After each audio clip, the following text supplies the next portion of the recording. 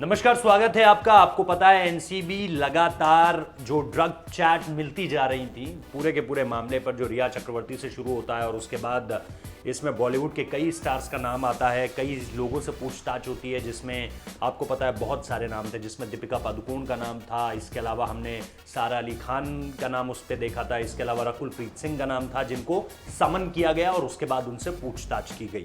लेकिन इन सारी बातों के बीच अब जो एक महत्वपूर्ण बात सामने निकल कर आ रही है, आपको पता है दीपिका पादुकोण का नाम जब आया तो वो गोवा से मुंबई आती है।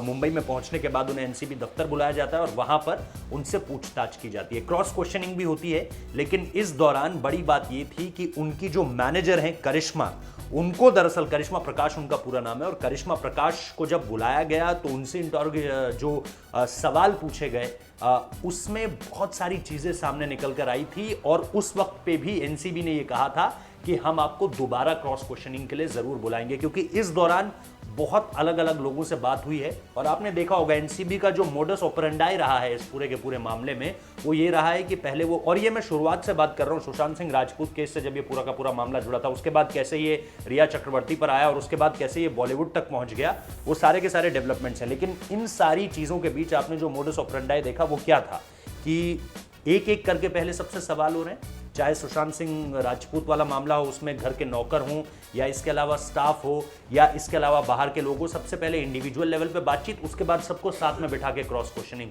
सुशांत मामले में यही हुआ, रिया चक्रवर्ती मामले में यही हुआ, बॉलीवुड के मसलों पर भी यही हुआ।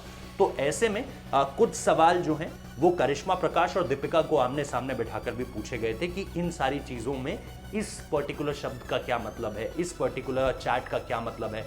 तो उस चैट को लेकर अब जो खुलासे हुए थे उसमें करिश्मा प्रकाश को जो है एक बार फिर से समन भेजा एनसीबी ने। लेकिन अब जो जानकारी निकल कर आ रही है वो ये कि करिश्मा प्रकाश है ही नहीं, मिल ही नहीं रही हैं। और अगर मैं एएनआई के ट्वीट का जिक्र करूं, जो एजेंसी है उसने लिखा है कि Karishma Prakash, manager of actor Deepika Padukone, files anticipatory bail application before special NDPS court in Mumbai. यानी उन्होंने जो है वो एक बेल के लिए जो है वो एनडीपीएस कोर्ट में अर्जी डाली है। Prakash was recently summoned by the narcotics control bureau यानी NCB, but she couldn't appear before the agency. तो ये एक बात कही जा रही है। इससे पहले आपको पता है कि करिश्मा ने शनिवार को जो है अग्रिम जमानत के लिए अर्जी भी मुंबई की विशेष एनडीपीएस कोर्ट में डाली थी। ये जो है एएनआई के ट्वीट का मतलब है। ड्रग चैट केस में एनसीबी ने दीपिका पादुकोण के अलावा श्रद्धा कपूर, सारा अली खान और रकुल प्रीत सिंह से भी पूछताछ की थी, जिसकी जानकारी मैंने आपको शुरुआत में दी थी। और एएनआई के इस ट्वीट में इस बात का भी जिक्र है कि कैसे एनडीपीएस कोर्ट में तो उन्होंने निश्चित तौर पर हियरिंग के लिए बातें डाली ही हैं, लेकिन ताकि उन्हें अर्जी जल्दी से जल्दी मिल जाए इस मसले पर। लेकिन इसमें फंसा कौन सी चीज़ रही है, जो एक अड़चन आ रही है, वो जो आपको पता होगा कि रिया चक्रवर्ती के साथ भी जो हुआ था कि 27A, जिसका हम बार बार जिक्र कर रहे थे कि अगर आप खुद से कंज्यूम करते हैं ड्रग्स तब तो कोई बात नहीं, मतलब उस पर भी सजा है, लेकिन 1 साल की सजा है और उसमें आपको जो है जुर्माना भरकर आपको जमानत भी मिल जाएगी। लेकिन जहां ये बात प्रूव हो जाती है कि आप सिर्फ कंज्यूम नहीं करते हैं बल्कि आप इसको मार्केट भी करते हैं, आपका इसको लेकर के पूरा का पूरा एक नेक्सस है, तो वो चीज़ जब सामने निकल कर आती है तो फिर आप एक तो गिल्टी भी होते हैं और उसके बाद आपकी सज़ा भी बढ़ जाती है। उसको लेकर के फिर मामले बहुत पेचीदगी से आगे बढ़ते हैं।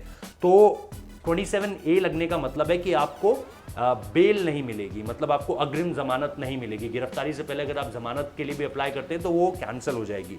तो वो सारी की सारी चीज़ें इस पूरे के पूरे मामले में है। लेकिन एक चीज़ जो मैं आपको बताना चाह रहा हूँ जो बेहद दिलचस्प है इस पूरे के पूरे मसले में, कि करिश्मा के घर की जब तलाशी ली गई थी दीपिका के मैनेजर के घर की, तो उसके घर से 1.7 ग्राम चरस और CBD ऑयल की कुछ बोतलें मिली थी। और इन सारी चीज़ों के बाद मामला जो है वो थोड़ा और कस गया था करिश्मा प्रकाश पर। और फिर दीपिका को लेकर अगर वो कुछ बोलती है, क्योंकि सेकंड टाइम जब उनसे पूछा जाएगा तो ऑब्वियसली दीपिका को लेकर भी क्वेश्चनिंग होगी, तो दीपिका को लेकर वो क्या बोलती है, ये सारी की सारी चीज़ें बेहद दिलचस्प होने वाली हैं।